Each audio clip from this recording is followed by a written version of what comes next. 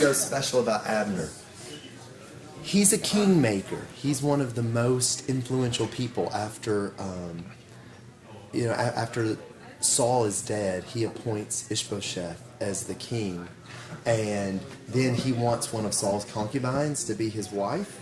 And Ishbosheth thinks that Abner is trying to sneak in and double-cross him and take the throne. And he's not. He's been very, very loyal to the household of Saul. But Ishbosheth gets so mad at Abner that Abner says, fine, you think I'm going to take the kingdom from you? I will take the kingdom from you. And he helps the 10 tribes become loyal to David when David had only been reigning over Judah. And so then when he dies, he is greatly respected and admired and just kind of appreciated for his influence throughout the entire kingdom. And so it's kind of odd that the person that was the most loyal to King Saul ends up helping David solidify the transition of power. So I think you'll enjoy it. Just look him up. Try to go through 2 Samuel and find Abner. There you go. Yes, that you're interested in counseling, like high school, like in the school. Like education, yeah. Yeah, like a high school counselor. Like, I've been in high school, and then I talked to a lady who's actually in there, and she said she loves it. It was way easier. I think you do elementary level, okay. You look at it instead of doing Yeah, like a high school or middle school. Good morning. What do you know today? That's true. That's very true. That's my mom's. Glad to listen to Philip. There are more copies of today's. There's a lot of detail in today's if anybody wants one of these. Yes, please. I already sent you one there. I knew that one. You don't hire, you go inside.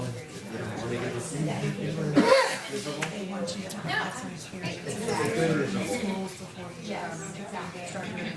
Yeah. I didn't do that, and then I talked to the lady. 1 or 2. Good Good morning. How are you doing? You got to tag back with Bill? Yeah. Good. Yeah. Any interest?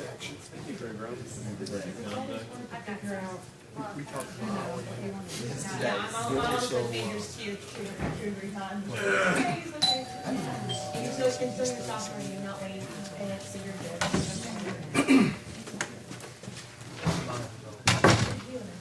So Abigail has been trying to figure out about our ancestors, and she's caught on that since our name is Shoemake, that there was probably some shoemaking somewhere in the background.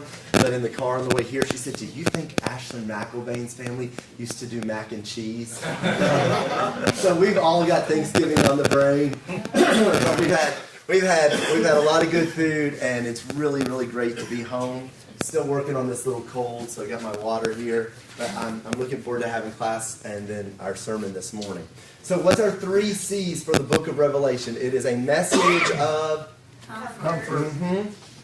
During a time of conflict, resulting in God's conquest, right? We want to always keep that in mind because it's good to know that God wins, but it's nice to know that this is apocalyptic literature, that it's written to provoke a response in God's people during this time of conflict. So chapters 1 through 3, Jesus is leading his church. We see him speaking to us, showing the things which must soon take place, and reminding his people, do not fear, be faithful until death, and I will give you the crown of life. And it was laid out with those 7 churches. Chapter 4, God is on his holy throne, and how is his holiness described? Holy, holy, holy. That's super important in today's lesson as we move forward into chapters 13 and 14. So remember that holy, holy, holy aspect of chapter 4. Holy, holy, holy is the Lord God the Almighty, who was and who is to come. That's going to come up again today. And then chapter 5, the worthy Lamb, worthy are you to take the scroll, to break its seals, for you were slain and purchased for God with your blood, men from every tribe, tongue, and people and nation.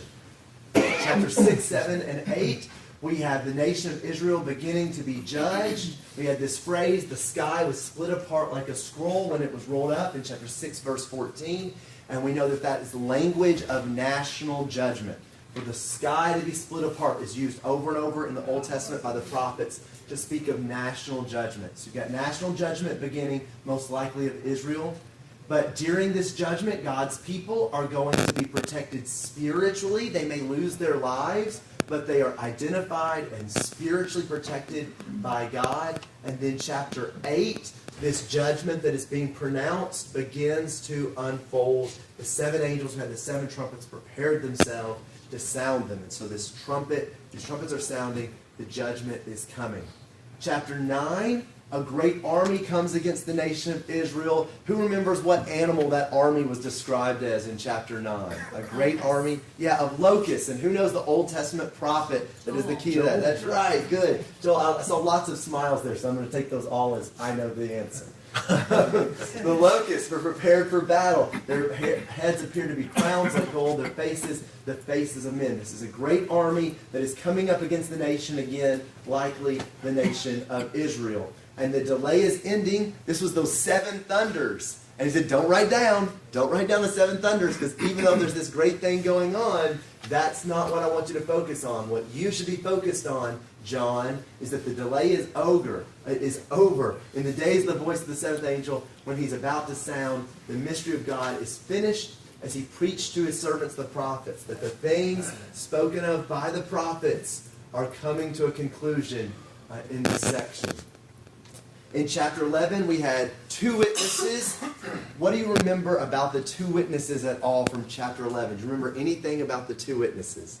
Worship and witness. Okay, yes, definitely. We want to worship and witness. That was our whole takeaway. The big idea from chapter 11 is we want to be a people who worship God, and we want to be a people who hold fast to the faithfulness, the witness, the testimony of the Scriptures. What do you know about those 2 witnesses from chapter 11? Remember any qualities that they had? Look at verse 6. Look at verse 6 of chapter 11. No rain. Yeah, so no rain.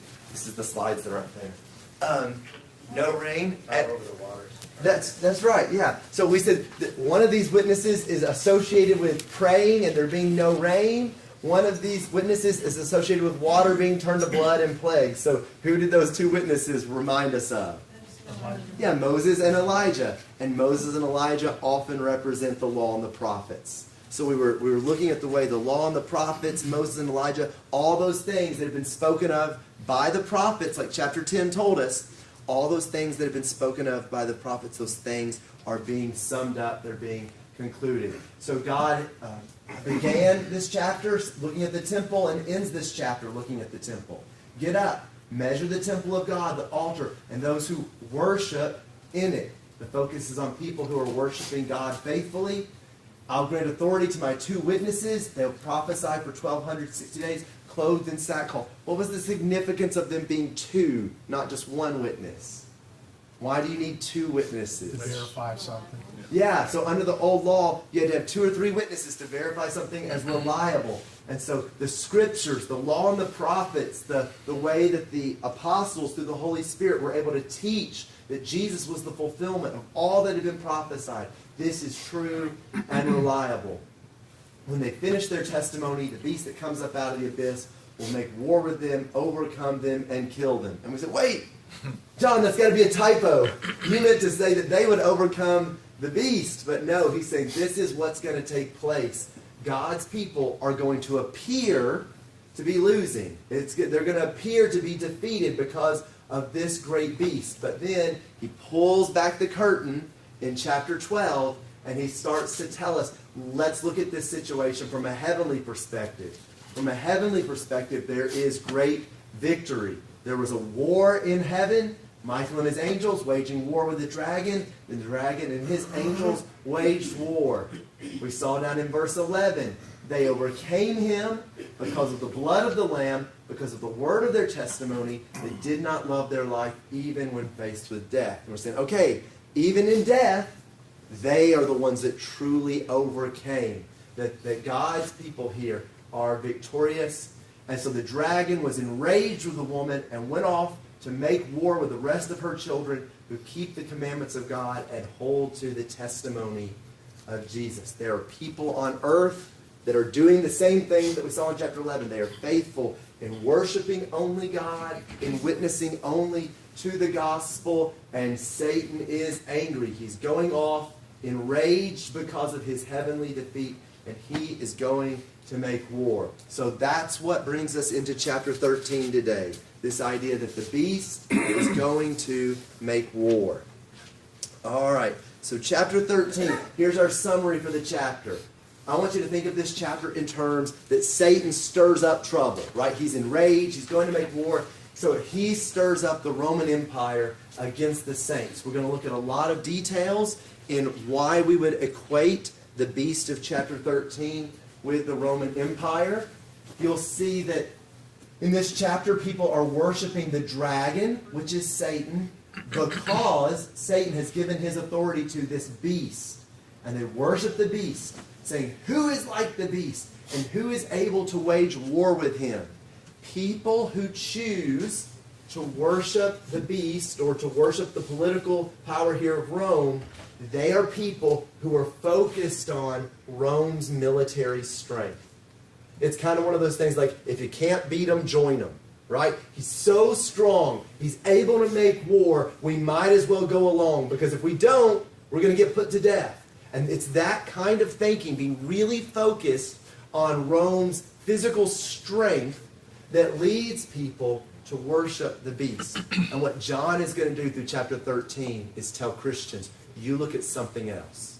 Stop paying attention to how strong he appears to be. It's almost a David and Goliath kind of thing. Stop looking at how big it appears to be. You look at something else, and we'll see what they pay attention to.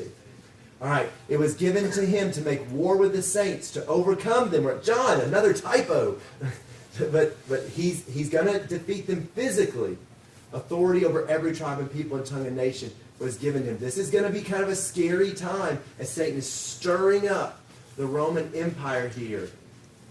And I saw another beast coming out of the earth. He had 2 horns like a lamb, but he spoke as a dragon. So some will be worshiping Rome, some will be worshiping the beast, but this dragon and this beast, they're going to get him another partner in crime. And this partner in crime is going to have some things that make him look like the lamb. There's going to be some spiritual things about this partner in crime. But if we, who are informed by John, will look closer, we'll see how he really speaks. We'll see he's a wolf in sheep's clothing, okay? So he looks like a lamb, but if you pay attention to his words, the words are going to give him away, and they're going to show the fault or the error in worshiping this other beast. So that's going to be chapter 13. But if Satan comes in and stirs up a great beast against the saints, Jesus is also able to stir up. And in chapter 14, he will stir up his angels in response. And so Satan is going to stir up kind of his allies. Jesus is going to be able to stir up his allies. We'll get to that as we get to chapter 14. Okay, so chapter 13 today stirs up the Roman Empire against the saints. Why would we say that this is the Roman Empire? Well, pretty bluntly, because it matches Daniel 7 so very well. The beast of Revelation chapter 13 has the same qualities as the beast of Daniel chapter 7. And we've noticed that John is using that kind of language in writing this book. So both come up from the sea, which represents the earth. There's an earthly power here. Both are said to have 10 horns. That's a fullness of their power. Both speak blasphemies. Spoiler alert, that is the key quality we want to zero in on. Both are horribly blasphemous. They're prideful. They're arrogant. They have no respect for God. Both have limited influence for a limited amount of time, for a limited duration, and both are making war with the saints. So again, kind of no matter what the general interpretation people will take on the book of Revelation, most commentaries will agree that Revelation chapter 13 is a reference to the Roman Empire because the similarities are just so strong. Philip, Yes. how does that affect the writing when the book was written? Because we haven't discussed that at all. Okay. Right, in this class? Not really. Yeah. Does that have influence on whether it was written early or late? Great. Yeah, no, great question there. Okay, so we're going to get to that in just a little bit, but let's address it as best I can. I'm not a history buff. That's great, right? I'm not a history buff. But where you place the book of Revelation, you can have an early date, kind of a mid date, or a late date. There are some writings that kind of describe Revelation as being a later date. I think the context fits better with an early or a mid date, okay? And feel free to jump in, brother, pick up. You can save me this morning. But as he is writing through this, we would anticipate that the persecution that they are suffering and the things that are being stirred up here with the Roman Empire, I see these things as John describing them beginning to take place. That what we've covered so far in kind of 1 through 12 would be that description of the judgment beginning to take place in Jerusalem. But some of this oppression, and especially, let me back up, especially this idea of a religious influence coming down from the Roman Empire, that's still going to be much later. That's going to be even that. So if you take a late date, that'd be around 85. Is that right? Help me, somebody. That'd be around 85 AD. I've got notes in here, I think must have been from Larry, 3 different dates. The early date is during Nero, 54 to 68. The middle date is 69 to 79 with Vespasian. Okay. And the late date, according to him, was 94 to 96 with Domitian. Okay. So some of these qualities, even in the late date, they're only going to intensify as time goes on. So I would view this part of chapter 13 as still looking ahead and letting Christians know it's going to get worse before it gets better. That kind of an approach. Does that help some? All right. Great question. We'll get a little bit more to it on one of the next slides. So we've got this connection from Daniel 7 and Revelation chapter 13 to associate this beast with the Roman Empire. Here it is. So when I've been using from Brother Kirchhoff's material, the lack of leadership that would be fatal to many world powers does not destroy the Roman Empire. And Brother Kirchhoff says this: I believe this likely refers to the civil war that broke out within the Roman Empire for over 1 year after the death of Emperor Nero. 4 different emperors, Galba, Otho, Vitellius, and Vespasian, all seized the throne in less than 1 year. It was a time of unrest and upheaval. So imagine if we had 4 different presidents within 1 year. That would be a great time of unrest and upheaval. And that would have not just an impact on our nation, but if you had 4 different leaders with 4 different economic policies and 4 different military policies, it would have a huge impact on world trade. You could see the kind of instability that would be going on there. So do you know what year that was? Well, that would have been after Nero. That would have matched with your earlier dates. Thank 68, you. 69. Yep. So right there around a little bit before AD 70 with the destruction of Jerusalem. So Brother Kirchhoff, that's the way that he is understanding parts of this chapter here. Let's see.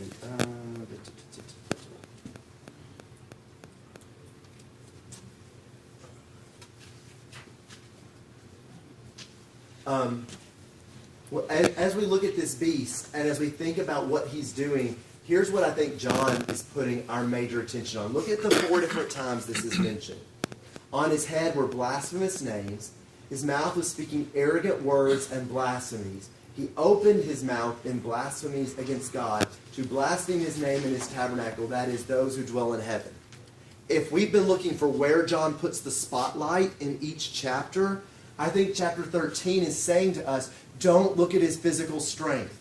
Of course he has tremendous physical strength. But when he's this against God, when he is so blasphemous and so disrespectful against God, then God is not going to let that stand. And we see that throughout the Old Testament. That when someone turned themselves to idolatry, when someone just flaunted the laws of God, God would eventually judge any nation that behaved this way. And so the key quality of the beast is not just this empire or not just this physical strength. The key quality that Christians need to see is this beast is blasphemous. And so it's like an easy question. You know, the kids will ask me sometimes, like, can we stay up and watch another movie? I'm like, another easy question. No, you cannot. Any more easy questions? You know, I love it when there's an easy question. This is an easy question for Christians. Are we going to align ourselves with this beast? No, not even close. Are we going to just think that, well, God won't mind because after all it's kind of scary? No, we have nothing to do with this beast. This is just not who we are as Christians. There is a repulsive display of pride from this beast. And that is, again, a connection back with Daniel in this idea that is just repulsive for someone to speak about God this way, to act out against God this way. Yes, Chester, I saw your hand go up.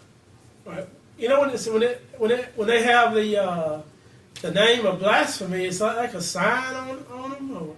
Now, we are going to get to that in just a minute. We're going to get down to that idea of the in verse 17 and verse 18 about the 666 and the seal. So we will get to that. Good question.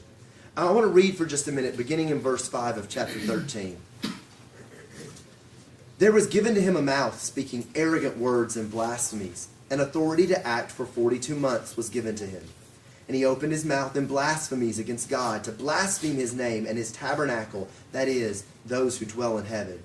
And it was given to him to make war with the saints, to overcome them, and authority over every tribe and people and tongue and nation was given to him. All who dwell on earth will worship him, everyone whose name has not been written from the foundation of the world in the book of life of the Lamb who has been slain. If anyone has an ear, let him hear. And if anyone is destined for captivity, to captivity he goes. And if anyone kills with the sword he must be killed. Here is the perseverance and the faith of the saints. And I saw another beast coming up out of the earth. He had 2 horns like a lamb, but he spoke as a dragon. And he exercises all the authority of the first beast in his presence. And he makes the earth and those who dwell in it to worship the first beast, whose fatal wound was healed. And he performs great signs, so that he even makes fire come down out of heaven to the earth in the presence of men. And he deceives those who dwell on the earth, because of the signs which it was given him to perform in the presence of the beast, telling those who dwell on the earth to make an image to the beast, who had the wound of the sword and has come to life. So that wound of the sword, it seems to be talking about that he had this, what would otherwise be a fatal blow. The death of Nero and this year of instability with 4 different Caesars kind of competing for power, that would bring most nations to an end. And yet, the beast doesn't stop there. Verse 15, there's these statues being set up. Verse 15, it was given to him to give breath to the image of the beast, that the image of the beast would even speak and cause as many as do not worship the image of the beast to be killed. Which reminds me of like Janus and Jambres, these magicians there when Moses is before Pharaoh, and yet they're coming in and deceiving Pharaoh, saying, but look at our signs, look at our signs, look at our signs. The idea of this second beast here in verse 11 down to verse 15 is that he is causing people to go ahead and to worship the great beast, which has been given authority and power from the dragon. It seems to be a reference to Satan giving Rome some extra political influence and this extra political oppression that the Christians are having to put up with. In all of this, Christians should see the problem of pride. You have in Daniel chapter 11 descriptions of this great blasphemy that they're speaking with. In 2 Thessalonians chapter 2, the man of lawlessness. Again, this idea of blasphemy. And I don't know that these are exactly the same, but I do know this. The qualities are the same. This great pride. It's all there. And so for us, a huge takeaway from chapter 13 is help me see the beauty of humility. Help me know the value of humility. When we see political leaders speaking very pridefully, let me remember the value of humility. That is not confined to any one party or any one nation or any one time period. Jesus is the humble king. Jesus is the one that we want to humbly follow. It's just very important that we see that. But what this is showing us is, what are Christians really up against? Because there's going to be a time that we may be up against these kind of problems. Satan is enraged and is attacking the people of God. We saw that in chapter 12. And in verse 8 through 10, John wants us to pay attention. The rage of Satan leads to the imprisonment and the death of the saints. Would we still be spreading the gospel in that environment?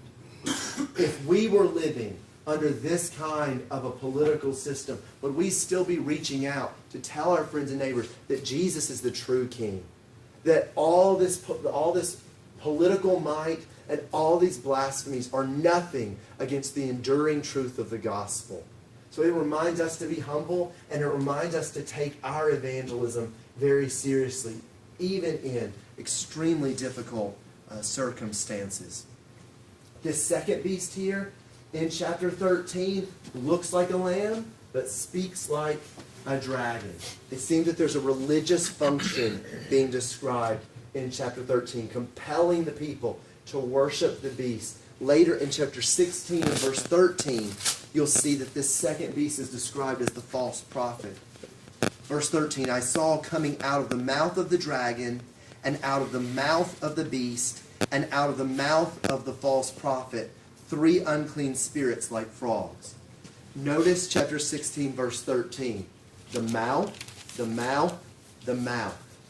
What John still wants them to focus on is not how strong do they appear, what are they saying? Because when we look at this, what they're saying, it's blasphemous. When we look at what they're saying, it's these things that are unclean. It's doctrines of demons. It's this false prophecy. So that's where the spotlight is in this chapter.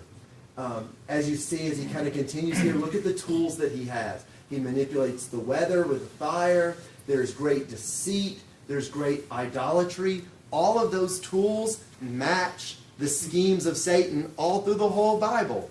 Satan's always been deceptive. Satan has always been drawing people towards idolatry. In the book of Job, Satan manipulates the weather in order to cause them to doubt their faith.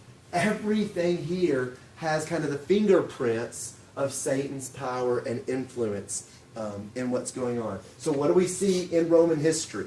All right? Again, I don't have a lot of dates associated with this, but these are some things to be aware of.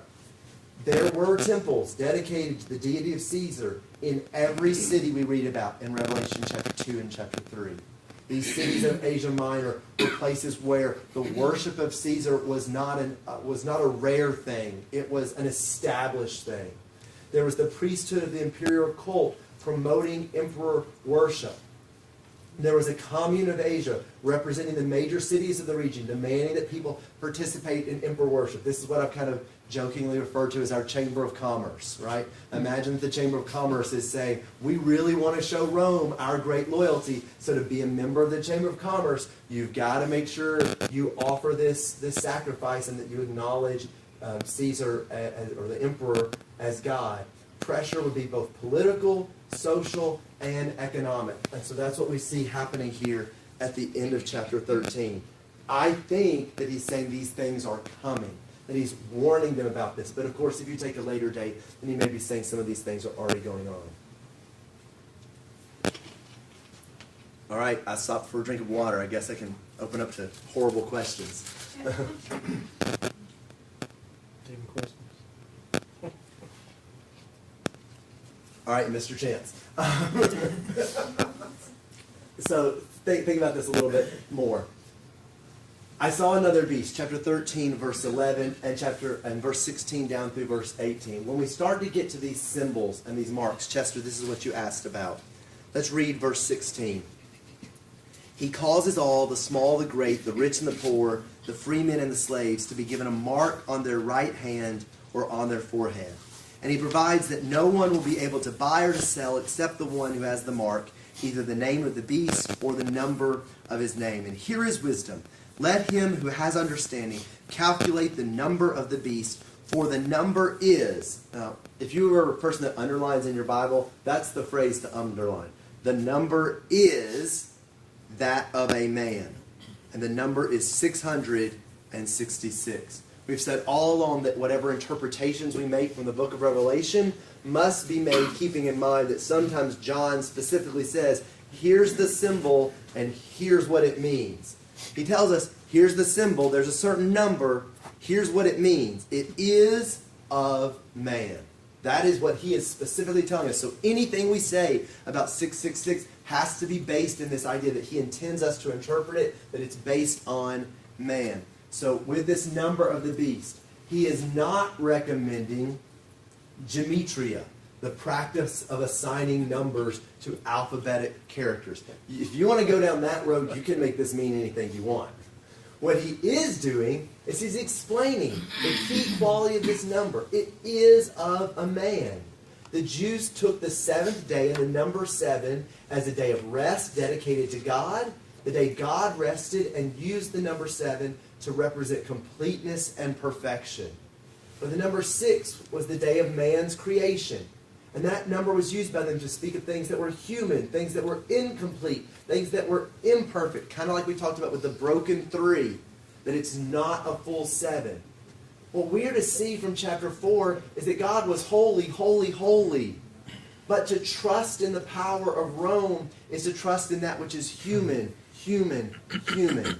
You get the contrast? Holy, holy, holy, or human, human, human. And it's not even just to say, well, man, man, man. It carries the idea that you're putting your faith in something that is weak, weak, weak, or something that is dust, dust, dust, or less, less, less. And what chapter 4 and chapter 5 had shown us is that we have the choice to worship one who is holy, holy, holy, who is worthy. And this here in chapter 13 would be to worship something that is less, something that is incomplete. And to give up the holiness and the loyalty that we have to God, all in exchange for physical safety or physical comfort or economic ease. And so the point in verse 16 to verse 18 is, again, make the choice. Who are we truly going to worship? Where does our loyalty lie? Is it in the one that is holy, holy, holy?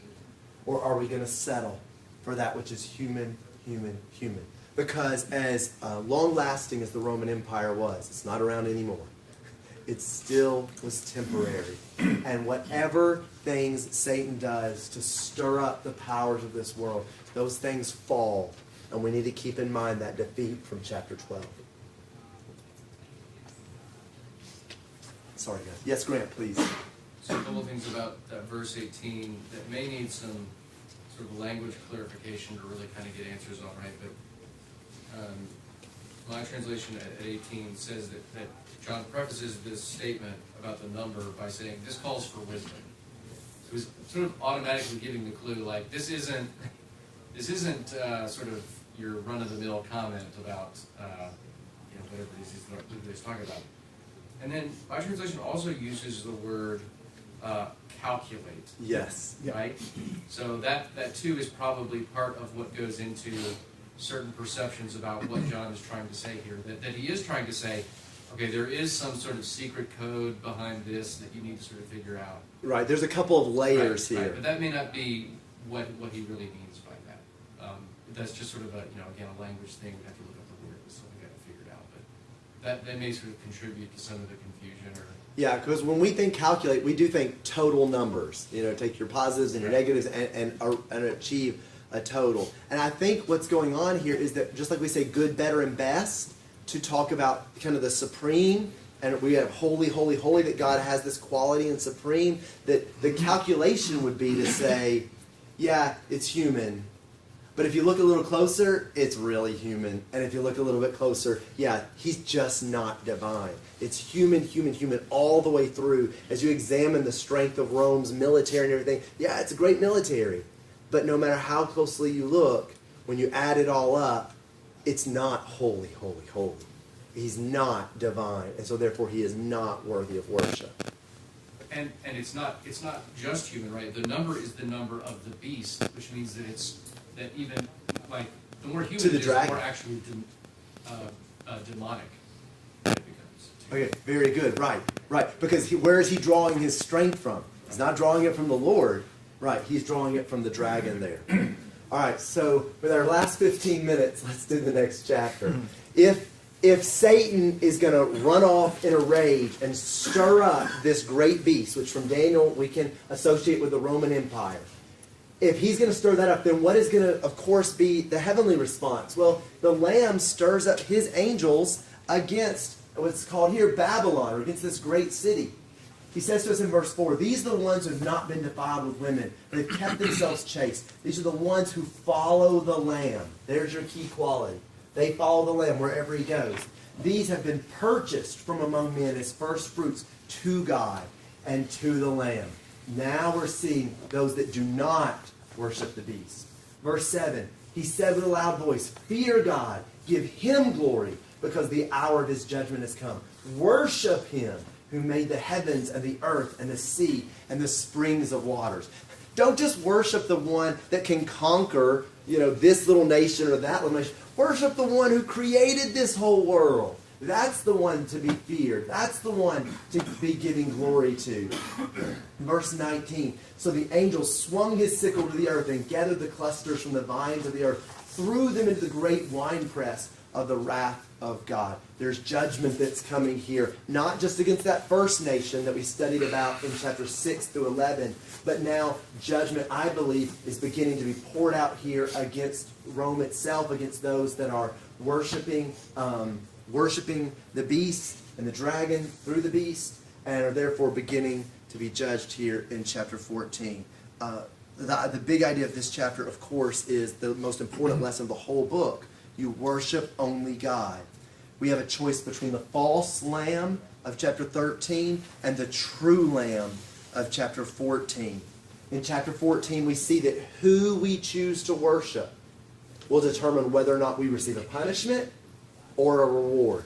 Who we choose to worship will determine if we receive a punishment or a reward, and who we choose to worship will determine whether we welcome God's intervention or whether we are fearful of God's intervention. Because the saints, they're going to welcome this. Because even if they lose their life, if they're caught in the crossfire, it's okay. They're going to heaven. So it determines whether or not we look forward to or we fear God's intervention here. So beginning in chapter 14, verse 3, they sang a new song before the throne, before the four living creatures and the elders, and no one could learn the song except the 144,000 who had been purchased up on the earth.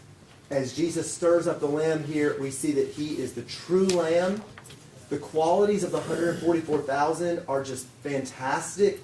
They have his name and his Father's name instead of this seal of 666. We get that in verse 1. They are singing these great songs of praise because they have been purchased. They are known for their purity, this faithfulness, that they would be clothed in good works. It is mentioned in 2 Corinthians as well as later in Revelation chapter 19, this concept of faithfulness and being clothed in good works. They are truthful as opposed to the lies of the dragon, the beast, and the false prophet, and they are blameless. Would somebody please go ahead and read for us verse 4 down to verse 8? Verse 4 down to verse 8. Yes, thank you, Haley. They go as virgins, they are purchased from among humankind, as early produced for God and the Lamb. No lie came from their mouths, they are blameless. Now I saw another angel flying high overhead, eternal good news to produce to those who live on earth, and every nation, tribe, language, and people. He said in a loud voice, fear God, and give glory, for the hour of judgment has come. Worship the one who made heaven and earth, the sea and the springs of water.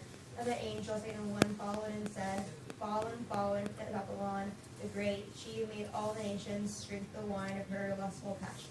Thank you very much. So, in chapter 14, verse 1, we had that phrase, I looked. That shows us that a new scene is unfolding. Chapter 14, verse 2, I heard. He's paying attention to what's going on in that scene. And then verse 6, and I saw. So there's kind of a scene change, the next scene of the thing that he is paying attention to as fallen is Babylon the Great begins to be pronounced. When we think about the decisions and the way that this applies to us, I think we have to ask the question, does God actually see these qualities in me? Does God see me more interested in political strength and political power? Does he see me loyal politically, or does he see me loyal spiritually? Does he see that I wear his name proudly, happy to be associated with him? Does he see that I've devoted my life to praising him and appreciating the purchase price that's been paid for my soul? Does he see me as pure, as clothed in good works, rather than giving ourselves to evil practices? Does he see me devoted to the truth? Does he see me trying to live a blameless life? So that if some evil thing was said against me, somebody else would say, I'm going to have to check on that. I'm going to have to look into that. I'm not sure you can convince me that she would ever do something like that or that he would ever do something like that. I'm not saying they're perfect, but what I know about their character, I'm just not sure that person would do what you're saying that they did. We want to live in a way that God would see those qualities in us no matter what's going on in the world around us. I think that's a very important lesson as far as application from chapter 14. All right, so then we get to this announcement here. There's these three angels I saw, right? The first one, the eternal gospel, saying to worship God. Where do we go here? Yeah, verse 7. Worship him who made the heavens and the earth and the springs of water.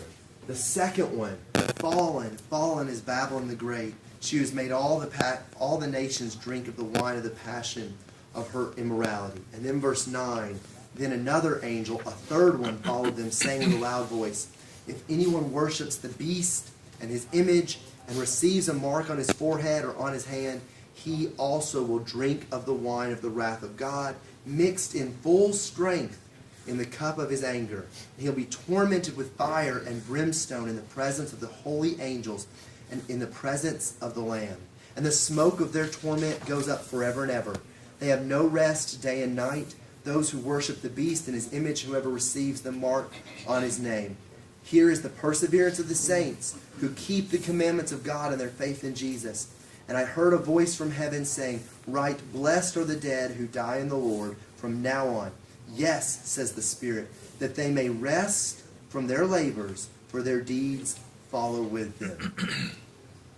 As each of these angels make these pronouncements, we are again being asked, who are we ultimately going to worship? Are we going to face, verse 10, the wrath of God mixed in its full strength?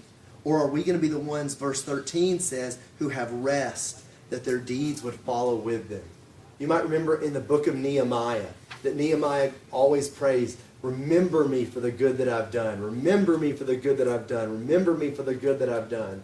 You know, Nehemiah didn't fix every problem of his day. But Nehemiah went and did the one thing he could best do. He went to that city and rebuilt those walls, and it made a difference. And some of us will have the opportunity to travel great distances. Some of us will have the opportunity to make a difference right here. It doesn't matter which one. Just do the good things you can. And seek for God to remember the good works that we have done. Rest from their labors, for their deeds will follow them. Do you see how these two chapters are a lot of contrast? The false lamb, the true lamb. The false beast, the true worship of God. The choice to worship the beast and be punished versus the choice to be faithful to God and to be rewarded. Would somebody read 14 through 20, please? Chester, are you sure you got it? Yeah. Why don't you take 14 to 17 and then we let somebody else pick up 18 to 20. And I looked, and behold, a white cloud, and upon the cloud one sat like unto the Son of Man, having on his head a golden crown, and in his hand a sharp sickle.